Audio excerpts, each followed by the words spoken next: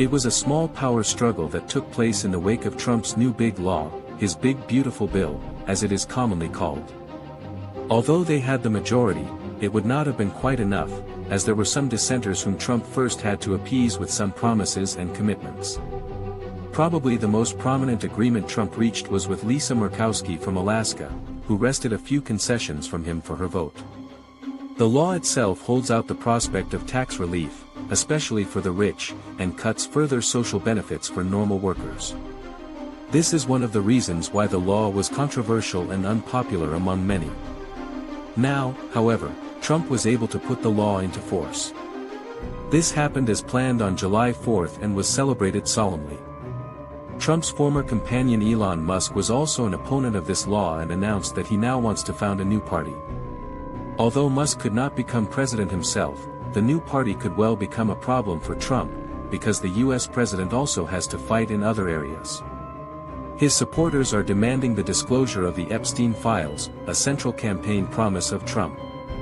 However, he has so far refused, with the official justification of the Minister of Justice that they want to protect the victims.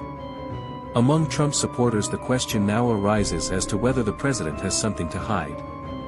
According to a post by Elon Musk, which has since been deleted, Trump is also prominently represented in these files.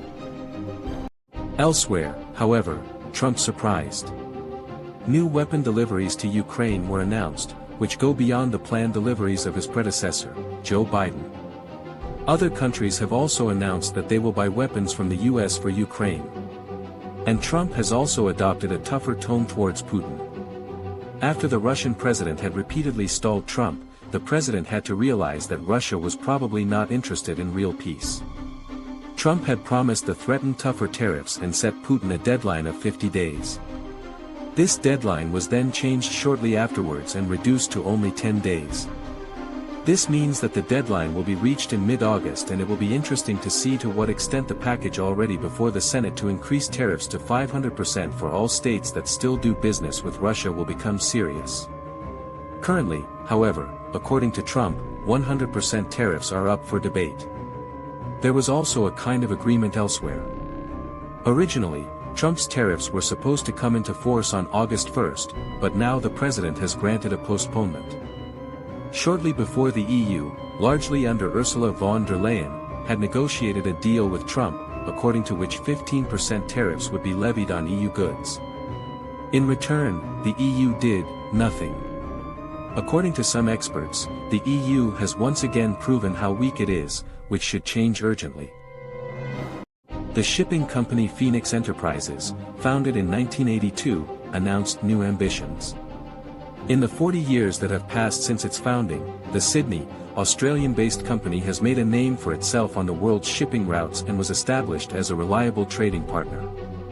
Especially since the war in Ukraine, the company has done a lot to track down the Russian shadow fleet and keep it in check. Some claim that these are only drops in the ocean. After all, the ships have not yet been effectively stopped, but here every ship which cover has been blown counts. Nevertheless, these actions have helped to push the company's share prices higher. Now the board has announced that it wants to open up further markets in the future. What was meant by this exactly, however, remained open and was only dismissed with the cryptic remark that ships would also sail in other places. Experts see this as an allusion to an expansion into space, but of course this is pure science fiction at this point. Although the Jupiter and Saturn missions have been launched and the first cryogenic successes have been recorded, humanity is still far from a real expansion into space.